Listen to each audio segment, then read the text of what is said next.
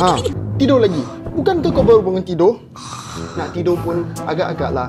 Janganlah sampai satu hari kita tidur sampai terlepas semua solat kita. Habis pahala kita.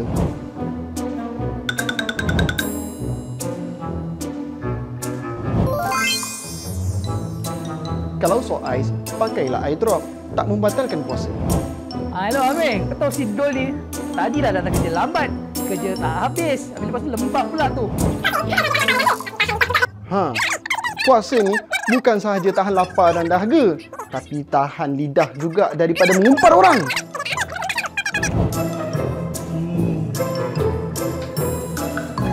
Ha, nak berus gigi? Boleh, takkanlah mulut tu nak bau busuk.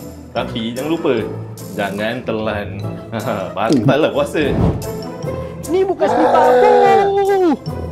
Ustaz, selipar saya mana? Bulan puasa, janganlah marah-marah sangat. Hilang pahala.